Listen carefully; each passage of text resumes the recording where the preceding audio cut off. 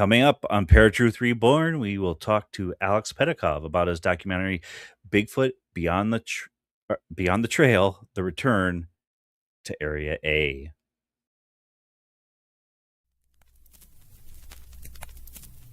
Welcome to ParaTruth.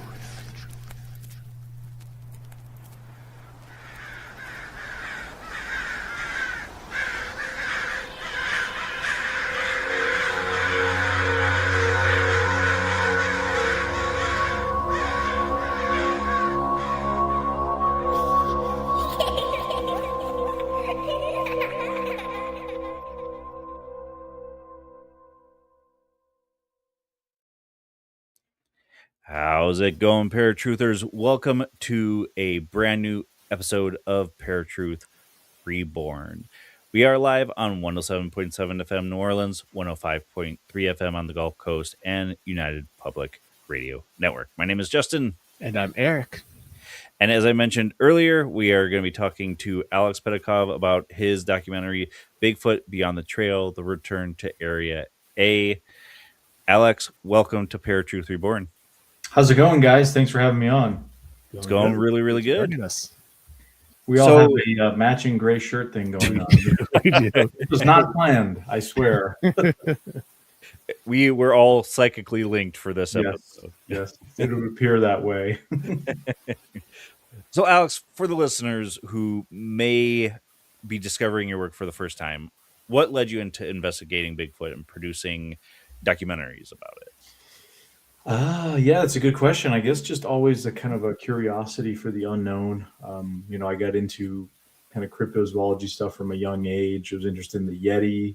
That led into Bigfoot and other mysterious topics as well, other creatures, Loch Ness. I was always interested in that. And then I've always been really big into the outdoors, hiking, backpacking all across North America at this point. But, especially when I was younger, mostly the Appalachian Mountains in the Northeast.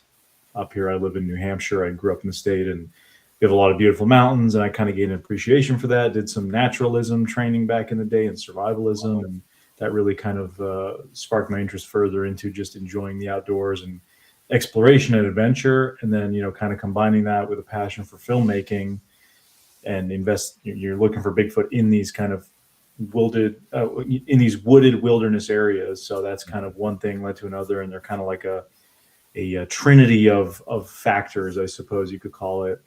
The love for outdoors, the filmmaking, and the search for the unknown. I think they kind of go hand in hand. So that's what kind of led me down the path that I guess I'm on right now as we sit here talking about it. Okay.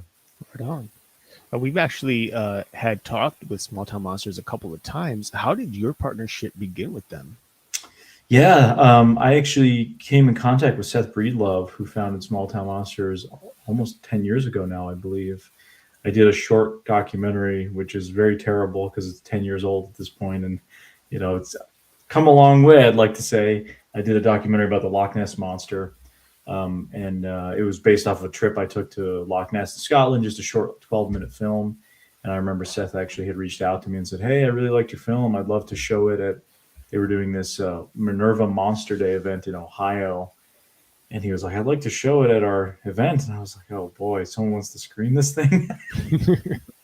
And I guess he really liked it. And we kind of struck up a friendship after that. And then he approached me a year or two later after that, asking if I'd be willing to do a series for Small Town Monsters called On the Trail of Champ, which was a documentary series looking at the Lake Champlain mystery in the Northeast in Vermont and New York, which has this kind of America's Loch Ness, as it's called, with the Lake Champlain Monster.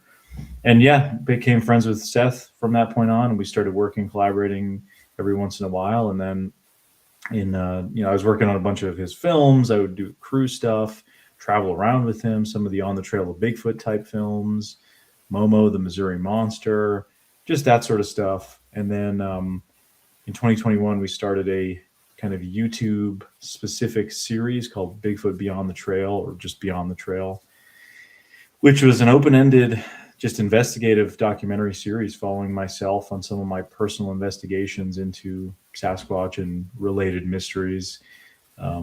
Just sort of run and gun, guerrilla filmmaking style, very raw and just kind of getting out there, boots on the ground sort of thing. And we've been doing that now since 2021. Can't believe it's already been basically 5 years at this point. But through that period, been all across the United States and Canada, really all over North America in search of this mystery. So it's taken me from many, many states. I have 2 states left that I have not been to in the U.S., in general. So it's been quite a journey so far. So that's kind of how I got involved with Small Town Monsters. And I've done a few other series over the years with Small Town Monsters too, but that's kind of primarily what I've worked on in the duration.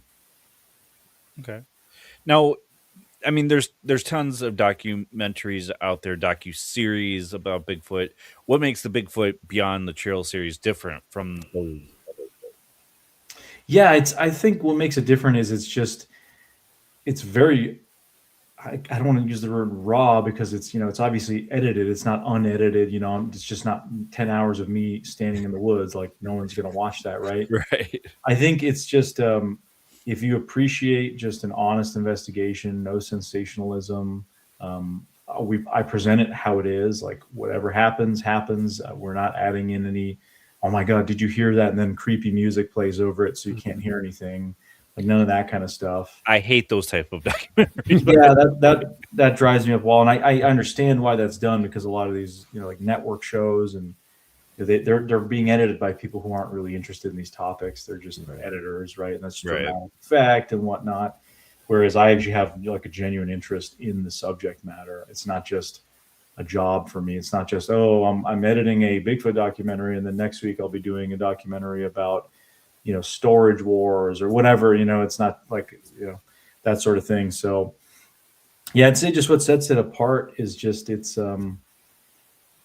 very boots on the ground. It's I go to a location. For example, I just got back from Oklahoma and I'm doing a whole bunch of videos for my Beyond the Trail series of we go to an area. I pick like a mountain range. I'm like, all right, I want to talk to local investigators, local witnesses. We go to the ground. We spend time in the woods. We go visit the local museums. We talk to people who are involved in the subject, try to get access to specific cases, that sort of stuff. So yeah, I'd say it's just if you appreciate the kind of the non-sensationalized sort of stuff, I really strive to keep it absolutely authentic at all times, and I would never want to compromise what that is and what that entails. Yeah, Sure. but I think that's awesome because, like Justin said, that's the one thing that's so frustrating about the big network shows is they're like, oh, listen to what we just heard, but then they have music playing over it. It's like, what did we hear? And then of course, the one thing that always bothers me the most is, especially with like ghost documentaries, right? Paranormal investigations, is they want you to listen to EVP, but before allowing you to decipher what it is on your own, they put the word up there, and it's like your mind naturally makes that connection. It's like, well, you're just feeding us information and we don't know if it's even accurate.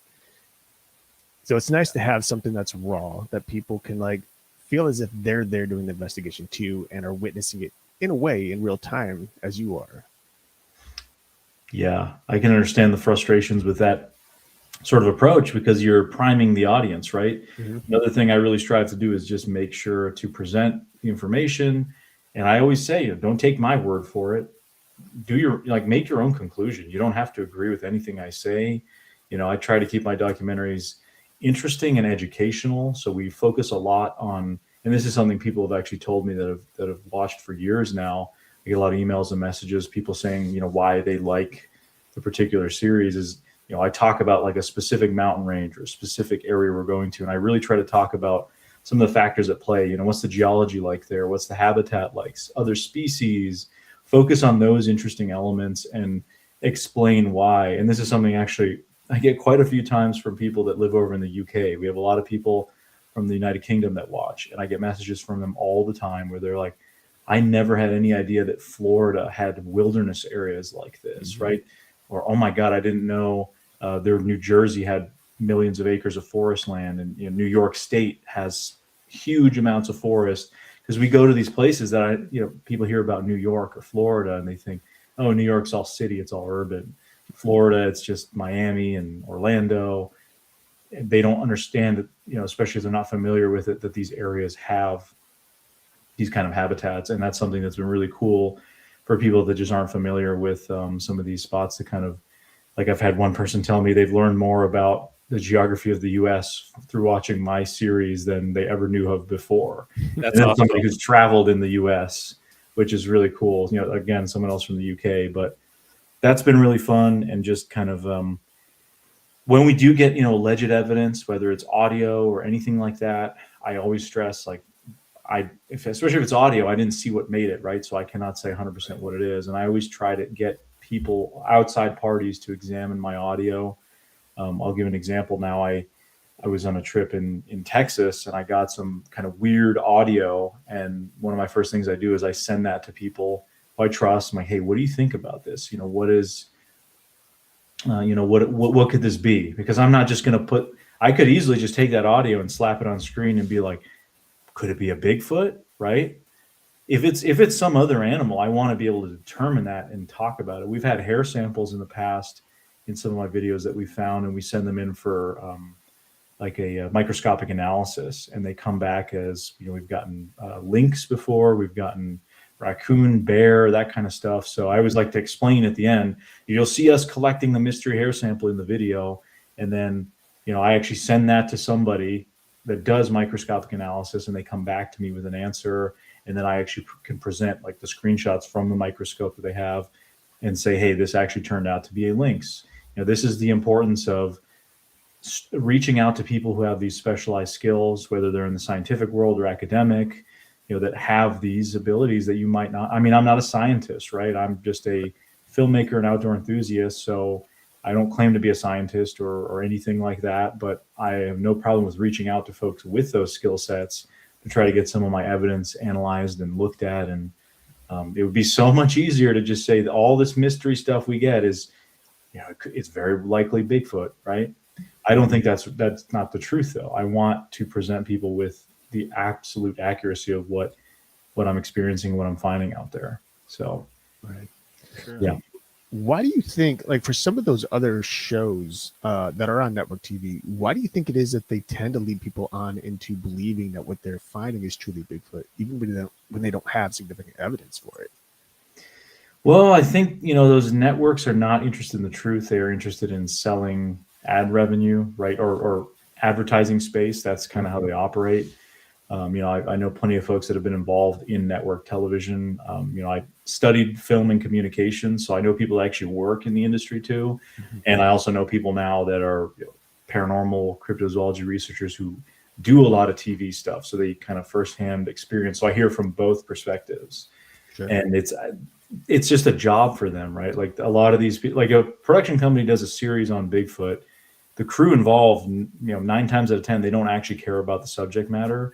You know, as soon as, hey, it's 9 p.m., our union hours dictate we can't work past this time, even though they could be in the woods and having activity going on, right? On the rare occasions, a giant crew with lights in the woods may be having stuff happen. As soon as their clock runs out for their union mandated time to go back to the hotel. Whereas, you know, that's when that, you know, if it's something I'm experiencing, I'm going to be documenting it. But anyways, back to the networks, I just think they intentionally mislead people. Most of them, unfortunately, a lot of these programs are like that. And I'm not, you know, trying to slight anyone personally or anything. I'm just saying, be careful what you believe. I mean, there's been, you know, like those mockumentaries, right, about mermaids and other stuff that have come out over the years that are totally, like, misleading. But and it's almost like a kind of the Orson Welles thing from back in the day with the War of the Worlds, right? And reading it, and, you know, there was a disclaimer at the end, very, very quick one, but everyone's already freaking out, thinking, "Oh my God, this is real." Yeah. And I think, you know, again, most of these networks are not really interested in the truth. They're interested in, you know, selling ad space. That's kind of the motivating factor. So if they can keep people tuning in, yeah, and then obviously that model works. You know, there's plenty of successful television shows and that sort of thing. But now there's this independent media space where people who are kind of sick of that are able to do it themselves. And I think we at Small Town Monsters have demonstrated that, you know, because we're all very interested in the subject matter. We're not just, you know, it's an assignment, right? Like, we are actually interested. And this is, you know, I put a lot of effort in, you know, personal blood, sweat, and tears kind of thing into my series. So, and I always tell people, you know, make up your own mind. You don't have to believe me. You don't have to accept it. Like, do your own research. I would love to inspire people to get out there and do their own thing. And that's been really cool too, seeing over the years. I'll get people that'll message me, like it's an area 6 miles into the mountains of Utah, and they'll send me a picture. Like, do you remember this location from your video? Like, your video inspired me to come out here. And I'm like, oh my God, that's so cool, right? Yeah. You know, or people will say a lot of times, like I have buddies that they have like a local business that has some Bigfoot stuff, or they'll have a museum like Cliff Barrickman in Oregon. He's got the Bigfoot Museum. My buddy Rob Rep in Alaska has a Bigfoot art gallery, which is like a framing and matting business he does, but he's got like a Bigfoot art gallery section. He tells me almost weekly, he's like, man, somebody came in and said they heard about this place from one of your videos, because we featured him quite a bit in there. And that's really cool too, that people get inspired to go support other, you know, local and small businesses in that way, based off of just like a common passion. So that kind of it is that part of it, I should say, is really rewarding and really cool. So that's been I think that's a, you know, not to get on a high horse or anything, but that's the difference kind of between like the indie stuff and what you maybe see on the TV, the really popular programs. For sure. No, that's why we love Small Town Monsters. Not to mention, it's in our home state of Ohio too. So I think it's great that you guys are doing this work, and I've loved the documentaries that I've seen so far from you guys. So I'm glad that you're continuing on, especially after, you know, the harsh things of 2020 and everything leading up to today. So congratulations for you guys keeping it up. Thank you. Yeah, it's been a strange decade so far, but you know, a lot of times too, I'll get people that'll tell me, you know, watching when my videos come out, or any of the Small Town Monsters videos, because we have videos that come out on YouTube, and we also have films that we run through an annual Kickstarter every year that come out on like different platforms as well, or Kickstarter backers get the films. They'll say, you know, these are like the highlights. This is kind of like my distraction from all the craziness and just, you know, life stuff in general. So that's really cool too, to know that people, you know, they kind of really live vicariously through some of the adventures, and they enjoy it in that way too, in like a meaningful way, not just kind of like an arbitrary, oh, I'm just watching this in the background kind of thing. Right. Yeah. So what exactly is Area A, and why has it become such a focal point for Bigfoot research?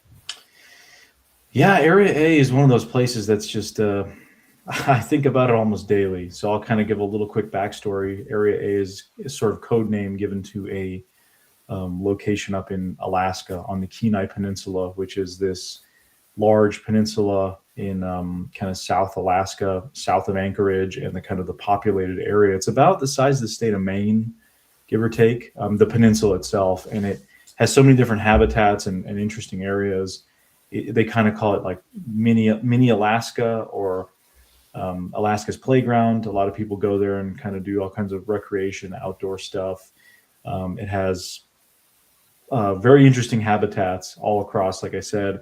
But what most interesting is the coastal rainforest found along the mountains there in the coastal areas, and it goes hundreds, thousands of miles. I don't know. I mean, it's all these giant bays that jut in, and there's just mountains that rise out of the sea, and you have these temperate rainforests that are akin to what you find in, you know, British Columbia, Washington State, you know, all the way to the redwoods in Northern California. It's part of that kind of Pacific coastal temperate rainforest chain. So for many years, areas like that have conjured up stories of what they call the hairy man up there, but these Sasquatch-like beings, mysterious occurrences all up and down the Kenai Peninsula. You've got the famous incident Port Chatham, Portlock, which is the very tip of the Kenai Peninsula.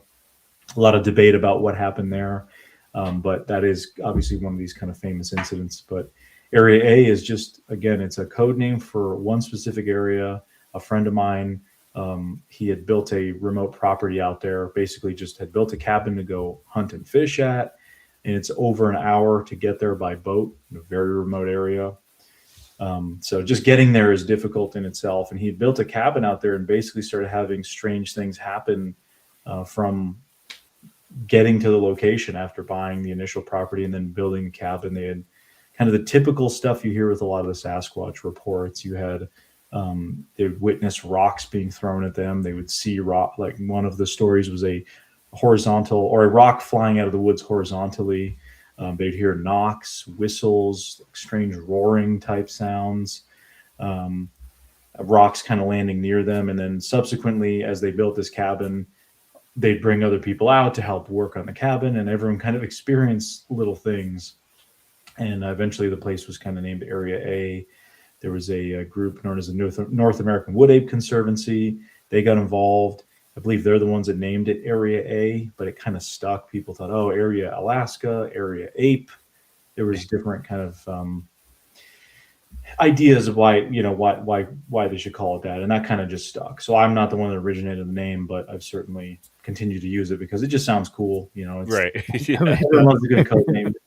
Like the North American Wood Ape guys, they have an area in southeast Oklahoma called Area X, and that obviously has very kind of connotations to it, Area X, even though I think it was just because they had an X, Y, and a Z for the research areas, and X happened to be the one that was the most productive. Okay. It sounds like X-Files, but I was recently near there too, down in that area. But anyway, back to Area A, I've been now 3 times and have had some interesting things happen there, and have just heard the stories from a variety of people that have gone over the years, and friends of mine. And my friend who's the property owner has had a lot of strange stuff happen. Okay. Well, like of all the places around the U.S. you've been, what made you decide that it was actually worth returning back to Area A for the documentary? Well, it was just the first trip out. We took a trip out there in 2022, and I had known the property owner for about a year up until then, and we'd communicated about some of the stuff that he had happened. And it just so happened, able to line it up to go in 2022. That's when I ended up going, and we went out that first week. We had quite a few interesting things happen. And of course, I thought, man, I want to come back out here. A lot of times you go to these places and nothing happens, right? It's very quiet. But out here, our first week, we had a bunch of interesting things happen. Now, I can't say any of it was definitively Sasquatch. It all kind of fits the purported behavior, if we want to call it that. But, we had like an instance where we were up sitting around this fire pit that's up on this kind of like ledge area in the woods up from this cabin. And, it's about 3-4 in the morning. It's in May. So it's that time of year where it's starting to get between extreme darkness and then extreme light. So it never really got fully dark. It would kind of be like this dusk. But it would get dark there in the trees because you're in these really thick undergrowth with, all kinds of devil's club and different temperate rainforest plants there. And we're just sitting there making jokes, sitting there for hours doing a fire. And we start hearing these kind of wood knock sounds, and that kind of catches our attention. And then we start hearing what sounds like rocks being thrown into the water, but it would kind of hit debris along the way and then smack against the rock shore and then kerplunk into the water. So it wasn't like it was just a water splash, because that could be a seal or something else kind of having fun in the water. It was like it was like a series of events, and this happened for a little bit, and there were these wood knocks interspersed. And the theory is that these creatures maybe do some kind of wood knocking type sound. Is it a communicative thing? There's a lot of different theories. There's quite a few Class A Sasquatch sightings where people either hear wood knocking or rock clacking before the sighting or after the sighting, during the sighting. There's I've documented at least like 26 reports that involve that, so where there's many encounters where people allege where they just hear wood knock kind of things. I've heard that too, but unless you actually see it, you can't be 100% certain what was producing it. So that's why I say even what we encountered, I don't know what it was, but that was very interesting because it's just, you're just sitting there in the dark, and then all of a sudden this just happens for a few minutes and it just dies down. And we're scanning with thermal units, looking around. We don't see anything, but of course it's very tricky terrain. There's a bit of a hill above us. So we thought, okay, man, what are the chances that something was rolling down the hill, and maybe it was a rock roll down the hill. But the problem is that entire habitat is covered with this spongy layer of moss. You can literally lay in the moss. I mean, I've done it. I've taken naps just without anything, just lay back in the moss, and it kind of like absorbs your body weight. And and the only rocks you have are down by the shore, by the ocean. Right? And we're kind of up a little bit, maybe 40, 50 feet from that shore. And then there's a ridge above us. and there's not any rocks or anything. You have to really dig under the moss to even find any rocks. The only ones in large piles are down by the shore. So we try, okay, let's take one of the fire pit rocks and try to like throw it or roll it down the hill and see. And we did it a couple times, did some experiments. We throw the rock and it just kind of rolls down silently and it just gets snagged on anything and there's no obvious sound. Like the only thing we really got to match it was like trying to overhand throw it and get it to hit the rock shore before it then smashed into the water and makes that kind of kerplunk sound. Right. And, on overnight audio, we had that happen on quite a few occasions, but that was a kind of an interesting incident that first trip. And then the night after that, we camped on the ridge where that happened, or we thought maybe the sounds were coming from, because it sounded like it was a little to our right, and that's kind of hugs the water, and then you've got this ridge. So we thought, all right, let's camp on that ridge. And that night was like the only night it rained during that first week out there. We were getting a little bit of a like pitter patter of rain, and then it would subside. It was not like torrential. It was just a sprinkling, and then it would stop. But that night, a couple of us, there was 3 of us actually there. I was in a tent with another guy, and there was another guy right, across from us. And we were hearing what sounded like something moving around and stomping, and then you hear these knocks, and you hear that same kind of rock sound. And I would kind of try to position myself to get my thermal out to be able to peek over to see if there's anything going on. But where we had our tent set up, it was like there was this moss kind of embankment right above me, so I couldn't really get a clear view of much. And this went on for a bit, but there'd be also rain in between. So you'd be kind of drifting off back to sleep. Nothing's happened for a little bit. And then you hear another kind of knock in the distance. And then the rain starts and you can't hear anything. Go away. And that happened. And then the next night after that, we camped on that same ridge. Didn't hear anything of that sort. All we heard were sea lions screaming in the bay. There's a lot of sea lions out there, and they can make these kind of crazy sounds. So you'll hear one do this horrible noise, and then 5 respond in the other bay. And that we hadn't heard that at all the night before that or any other nights. It's freaky when you first hear it, but once you kind of realize what it is, it makes sense. But no other mysterious sounds that second night. We found this kind of weird looking handprint pressed up against the side of the metal cabin, which is an unusual kind of place for it to be. It looked a little bit large, and it definitely had dermal ridges, kind of what primates and humans have. Sure.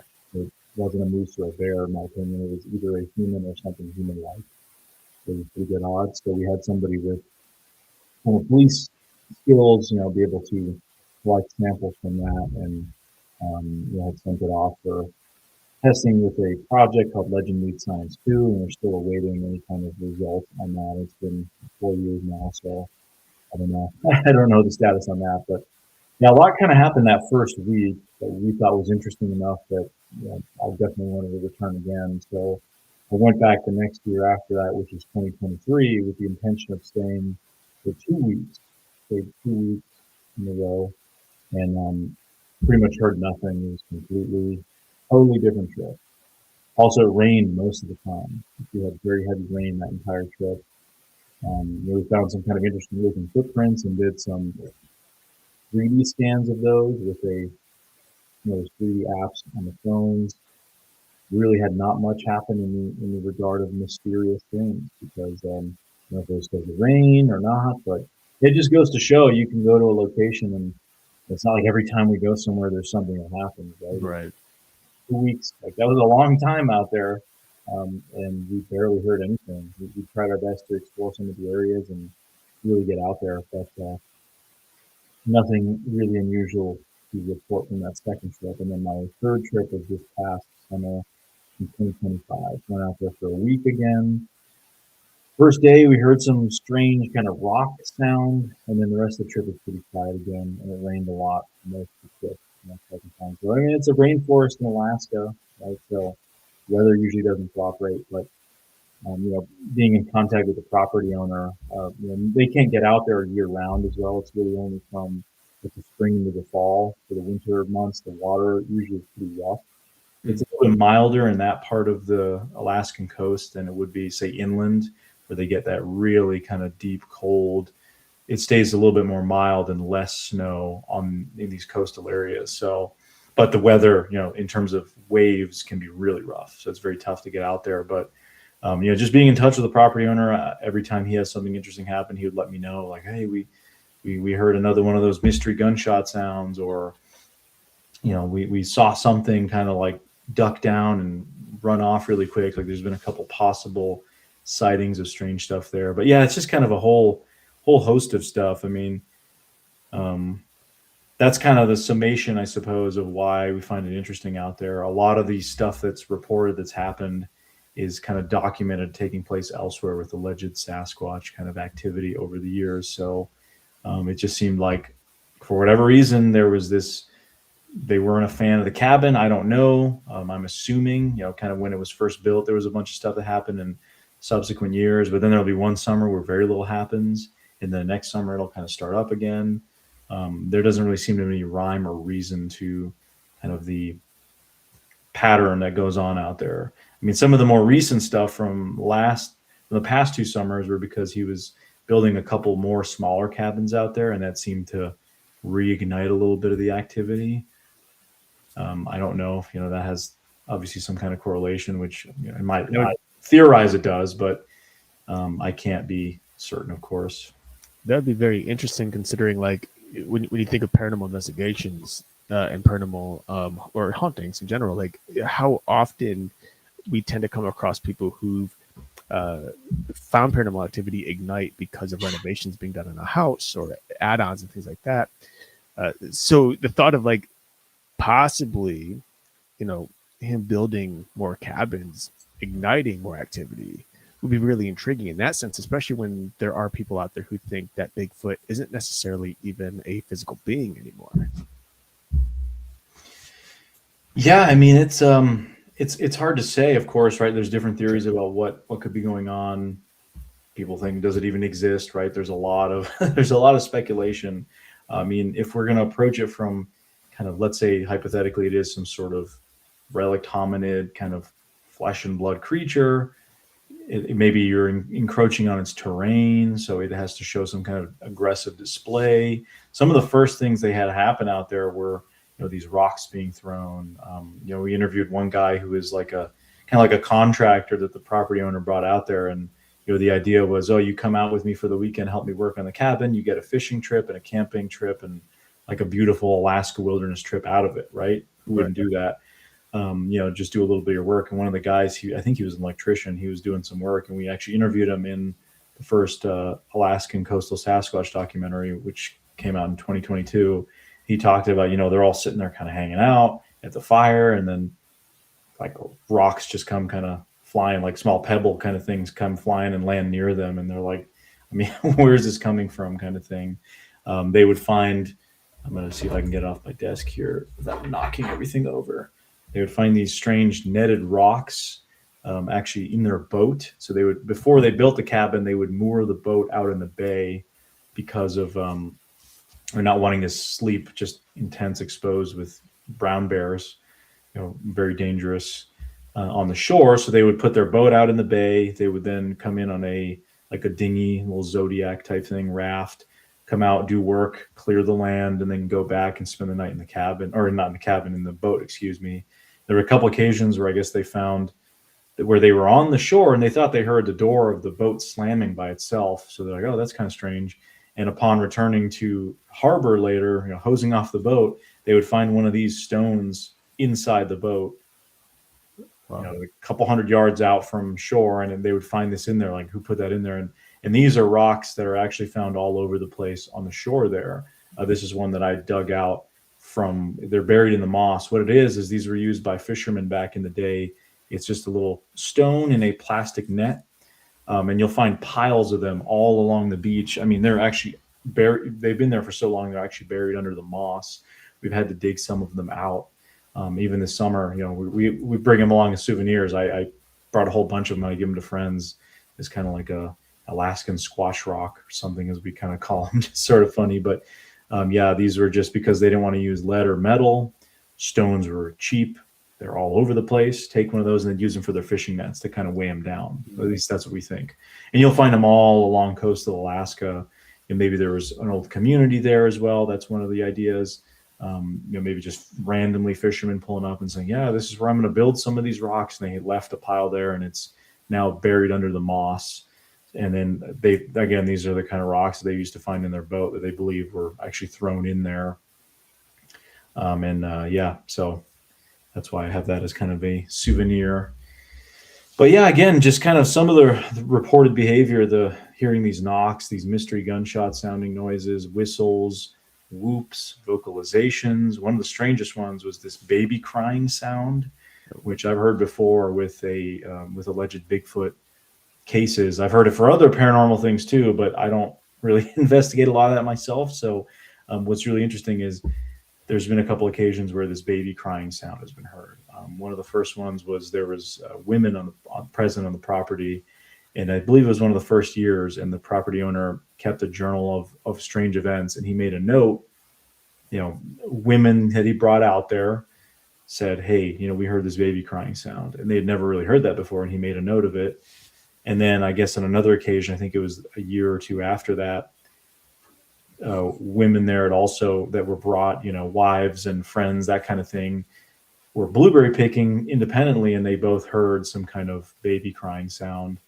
Eventually kind of reported it to each other and then told the property owner, and he said, well, I have an audio recorder out there. If you guys reported it, we have it on audio.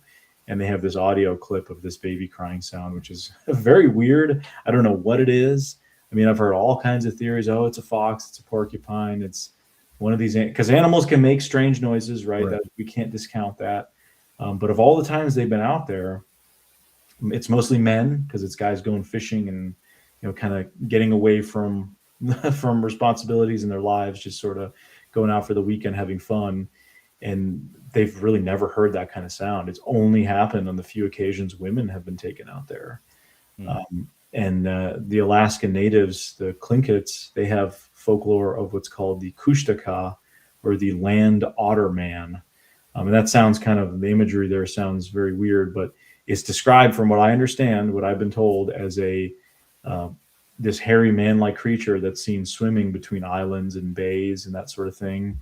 And if you know anything about coastal parts of Alaska and British Columbia, and I've heard this from folks in these areas, they'll be out in the middle of nowhere going between the mainland and an island chain. And there's a lot of these islands all over the place, Southeast Alaska, Kenai Peninsula, all these areas, British Columbia, and they'll come across elk swimming between mountain lions, black bears. They'll be swimming from the mainland to these islands, sometimes miles apart.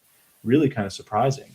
And there's stories supposedly that Sasquatches have been seen doing the same thing, swimming between islands and different areas. And so that's where I guess this lore of this Kushtaka thing comes from, the land otter man, because it's a hairy man-like creature that's seen swimming, but it also produces a sound of a baby crying to lure women in.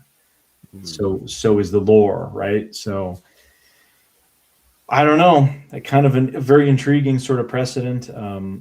We try to disprove that by we had a female researcher with us on one of the trips, on the second trip out there, and again, that was the trip where we didn't really hear much at all, and we had her singing and all kinds of stuff just to see hey, is there anything this might conjure? Because 4 guys sitting in the woods with guns, that's probably going to put off a very different vibe than a woman singing or doing something. Right. Just the sound of voice, pheromones, all kinds of stuff. So we tried it, and we never really experienced anything of note with that. But again, that baby crying sound has really only been heard on a couple occasions when women were there. And I just think statistically it's a little weird. You would imagine if it's just some random animal that you'd at least hear it another occasion of all the times those guys go out there. But that's not the case. So that's probably one of the more intriguing and bizarre parts of of the whole Area A kind of story. Now, I got to say, of course, as I always say, we don't have proof of what's doing this or whether it is Sasquatch or not. This is obviously all just kind of theorizing and, basing it off of previous profiles of behavior. But whatever's going on, there's something mysterious. I don't know what it is or if it's some physical entity or something, but something unusual is happening. And what's really interesting is, a lot of these really credible reports, in my opinion, of Sasquatch encounters, some of the ones that come to mind, like top 10, none of these people really looking for it. It's just they happen to be in rural or wilderness areas, whether they were working as a park ranger or just camping, hiking, hunting, that sort of thing, fishing, and they had an encounter. They weren't actually seeking it. There's been people who have claimed to have had encounters while looking for Bigfoot, sure, but I'm talking about just the kind of the most interesting eyewitnesses to me are the ones that were just, I don't know if it's right place, right time, or whatever the case may be. And that this is certainly the case with Area A. I know the property owner very well. He just wanted to build a cabin and have fun and, have a place to kind of spend time with friends and family.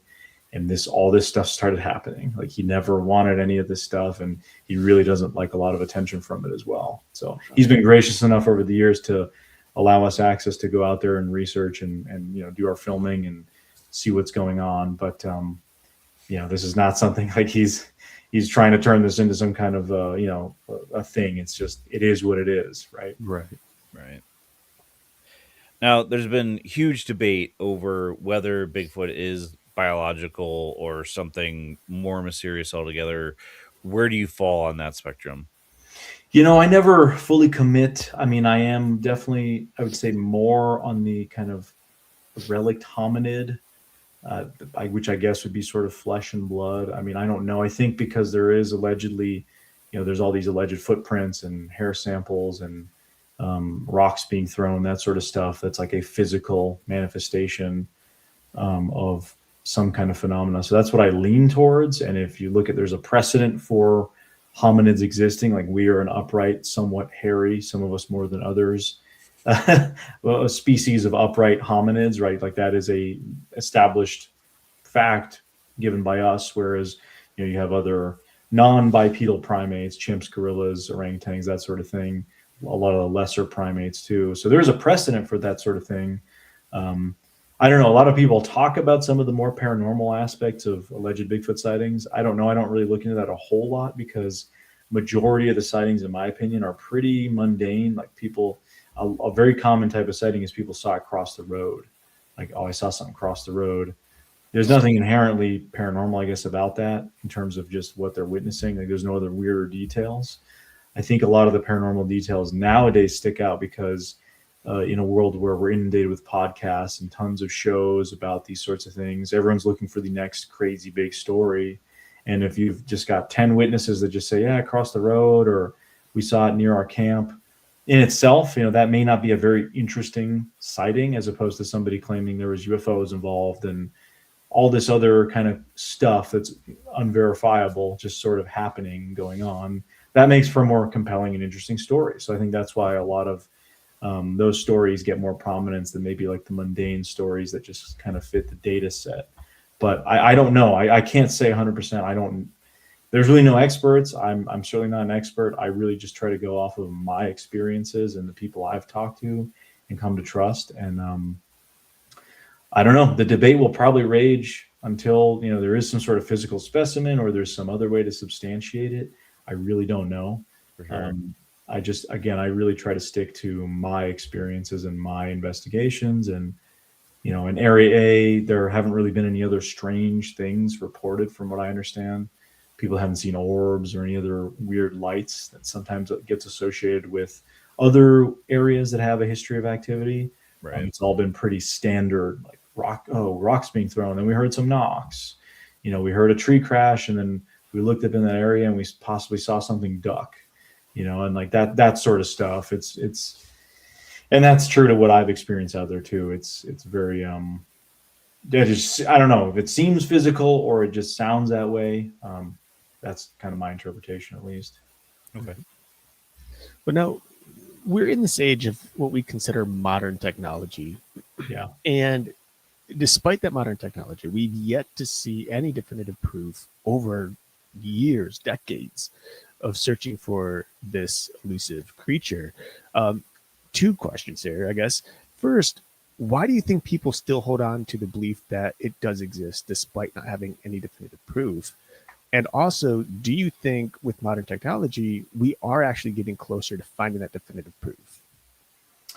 Yeah, it's a good question, one that comes up a lot. And I mean, the long and short of it is I don't really know, but I can give my kind of theories about possibly why. I think overall, there still are, even in this day and age with all this technology we have, there's still so much wilderness and space out there in North America. And I've been to quite a few of these places, and it's frightening how much territory there is. I mean, driving from into parts of Canada up to Alaska on the Alaska Highway, there's areas that you could just hike off a couple miles off the road and never be seen again with the amount of space that's out there. And I think that's one factor. The other factor is there really isn't that many people that are truly in a kind of scientific or very rigorous fashion looking for evidence of Sasquatch. I mean, there's not very many biologists or scientists. There's a handful of groups that approach it very seriously.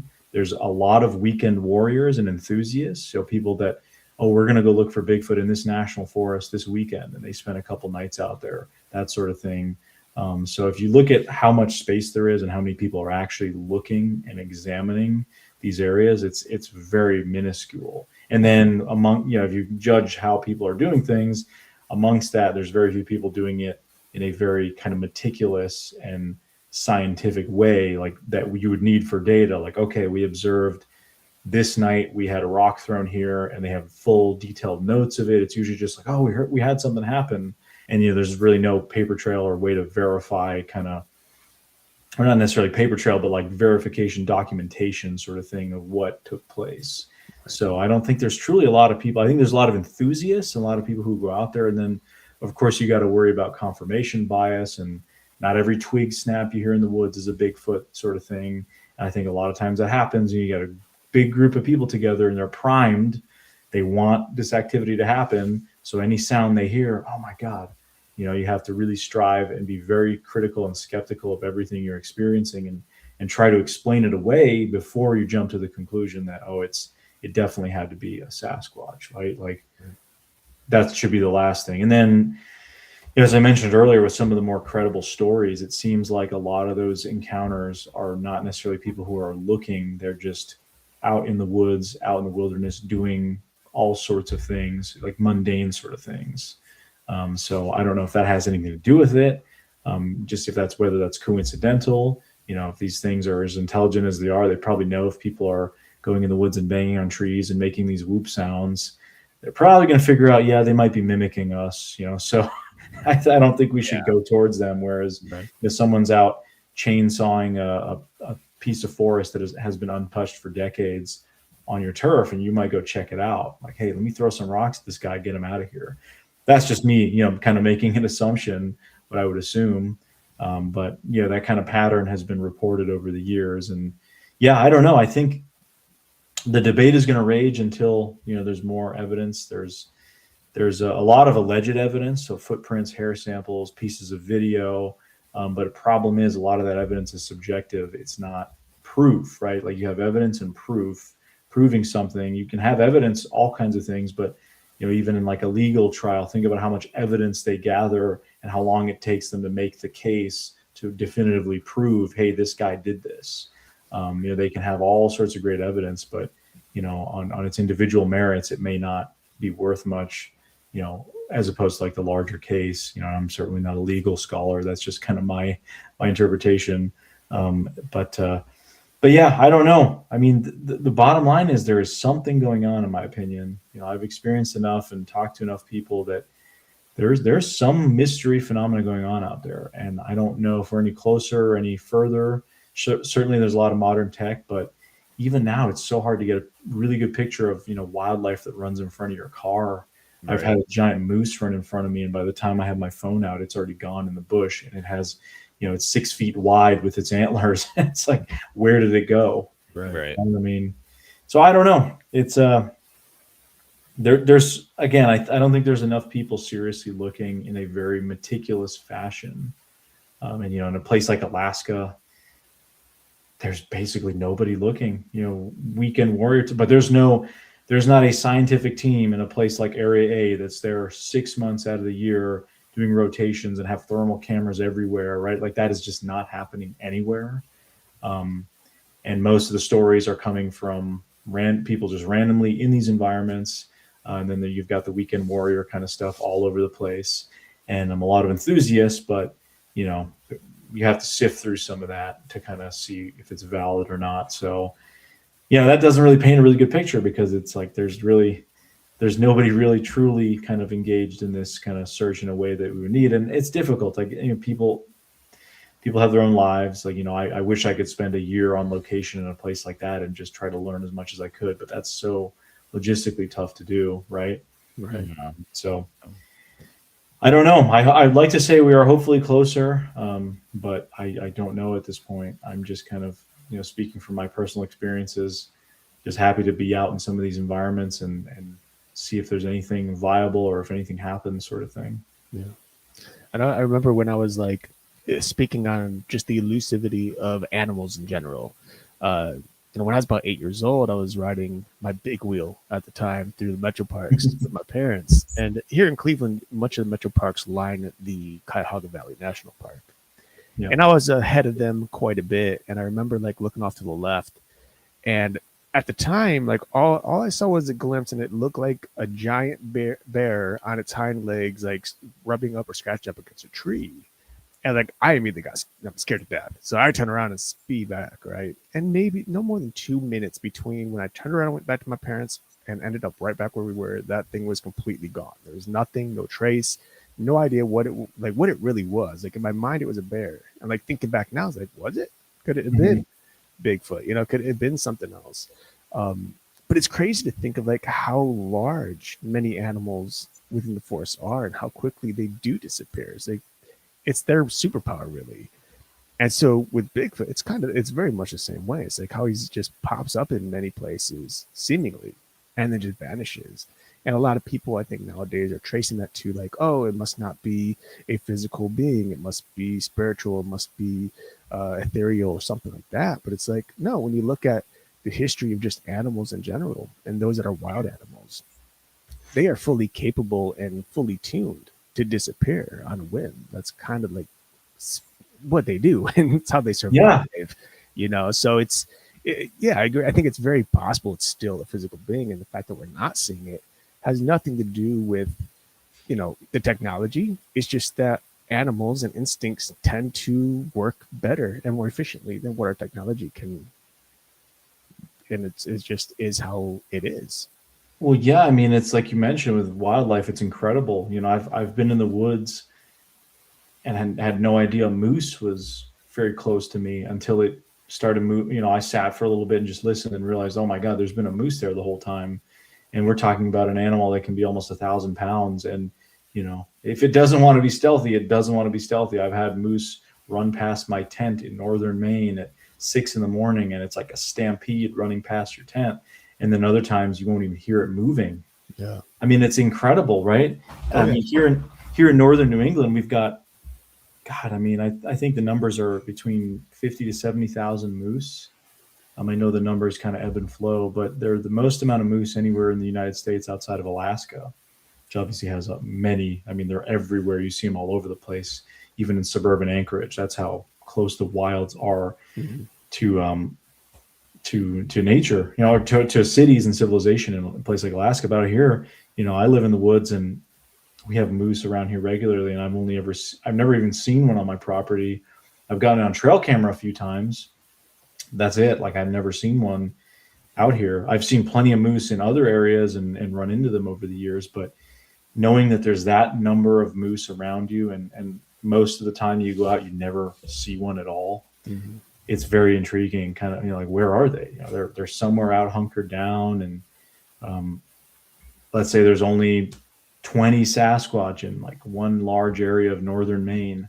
That's nothing, compared to the fact that there's thousands upon thousands of more moose, and there's 30,000 black bear. So biologically speaking, the habitat there is rich enough to support humongous large mammals that weigh thousands of pounds and consume many calories daily, and also are active year round in the case of moose, and deer and that sort of thing. Obviously bear hibernate for most of the winter, but there is a precedent for large animals surviving on the environment. But again, to go back to the debate, I mean, I don't know what exactly these things are, what they are. Obviously people still wonder, oh, they probably don't even exist. I don't know what is going on. Like, something is going on. People are having some encounters with something. Not every single person is lying. I've too many people that I trust that really, I don't know why they would make up a story like this. And then the other interesting factor is a lot of on my travels, I've run into people who, and over the years of researching, people who have had an encounter, but they don't want to tell it publicly. They don't want to be on a podcast. They don't want any attention. But they have this story, and a lot of times they have PTSD. I mean, I've got a friend who claims to have had a sighting of a creature while driving and looked at it. And whenever we go out camping with him, he has he's scared. He doesn't want to stay out at night. He gets these kind of very uneasy feelings, like, I don't want to say trauma. Yeah, I guess trauma would be some like a PTSD kind of thing. And it's like if there's something real causing that. I don't think it's all just kind of in his head. And that's something that with other witnesses too that have had, scarier kind of encounters where they felt like their life was threatened. I've heard this from hunters, people that I have interviewed over the years. One gentleman in particular who talked about, he was an avid turkey hunter, and he had, kind of a face-to-face with one of these things. And, he didn't want to hunt for years after that. He could not get himself to go back into the woods. And that was like his number one thing that he liked to do. Yeah. And I've heard that story time and time again. So it's people like that don't want any attention. And a lot of times, especially here in New England, some of the stories like in New Hampshire that I've taken over the years, like it's almost like pulling teeth to get the person to trust you. And they finally let their guard down to tell you their story.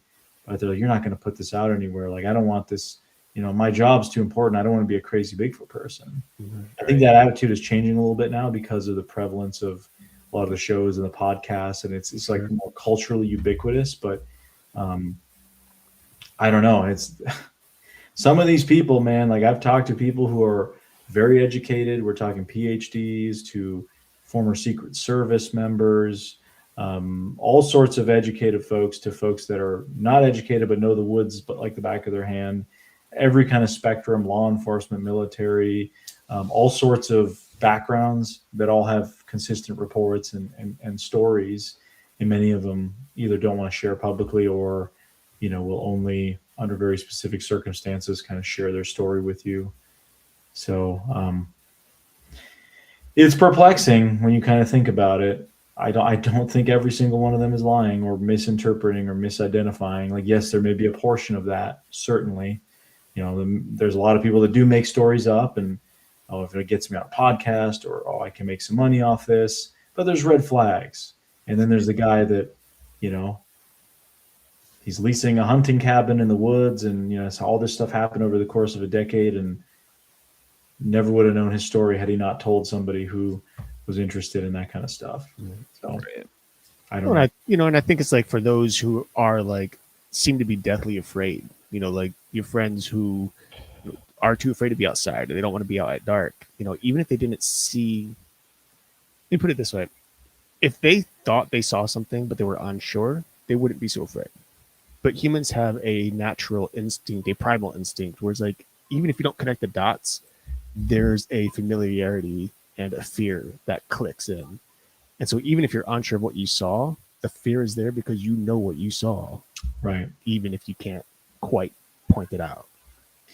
Yeah. I think there's something to be said about the people that they claim to have had a sighting and they have some sort of traumatic response to being in the location where it happened or being out after dark, that sort of thing. I mean, I've witnessed that firsthand and I don't know. It's a little perplexing. I'm not a psychologist. I don't, sociologist, anything like that. I don't know how to diagnose that stuff professionally, but when you get to know somebody and, they're all fun and jolly. And then when it gets dark, they're like a nervous Nelly and it's like they're a different person at that point, right? It's just kind of unusual.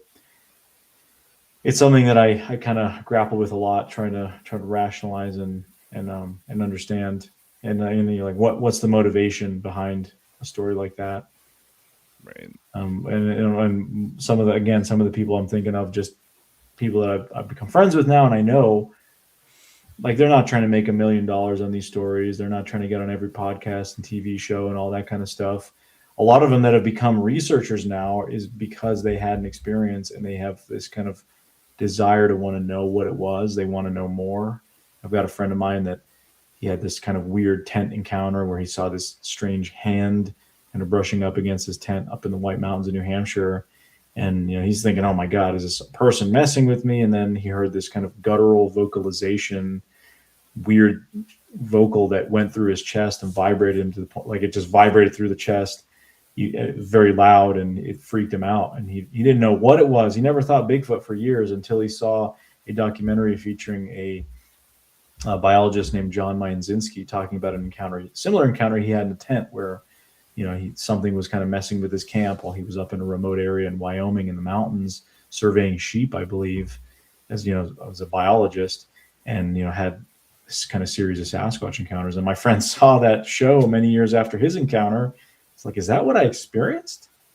Because he did. And then you hear that a lot, actually. And two of some of my top witnesses in my kind of book, my mental book of encounters, they talk about hearing the vocalization, they feel the vocalization. Now, whether or not that's because it's like immense power, or some people talk about frequencies, animals can produce these infrasonic or low frequencies.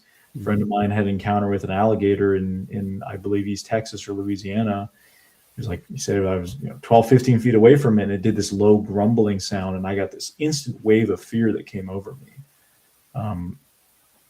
Intimidating predator. I don't know, why our body's responding like that, but you hear that with these Sasquatch encounters too. Again, my friend, he saw that hand brushing up against his tent as he's in the tent with his son, young son, and mother of the son at the time, and he's thinking fight or flight, like, oh, this is some guy, I got to go mess with him.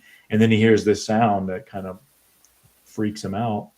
And based off of that encounter, that kind of led him into wanting to find out more. He's like, I want to see one of these things. I don't know if that's what I encountered, but that's what he wants to find out more. And so that's really interesting, the folks that get into the research or the investigation side of things because they had a defining encounter or an experience. Yeah. So there's certainly a lot to ponder. Yeah. Well, we could probably talk to you for the rest of the night, but it is time to let you go. So I wanted to give you a chance to tell everybody where they can find you, find your work. The mic's all yours.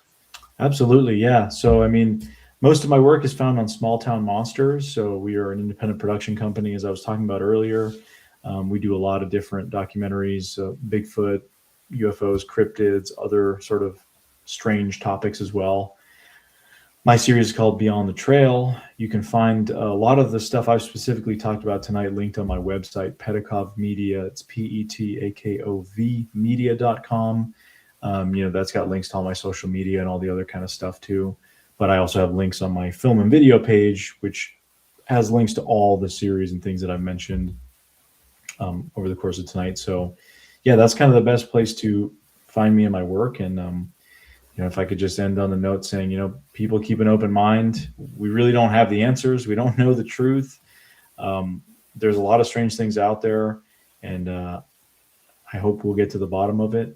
If not, then I'm just enjoying the journey as it goes along, and getting to experience some of these beautiful locations, and hopefully other people will be inspired to do the same. Awesome.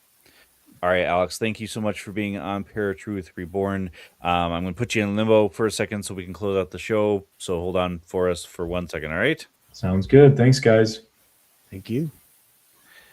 All right, folks. As we said at the beginning, this has been a live show on 107.7 FM New Orleans, 105.3 FM on the Gulf Coast, and United Public Radio Network. We got a lot of great stuff coming up for you, so tune in every week at 10 p.m. Eastern on United Public Radio Network and those two radio stations that I just mentioned. Until next week, where you'll find us same time, same channel. My name is Justin. And I'm Eric. Peace.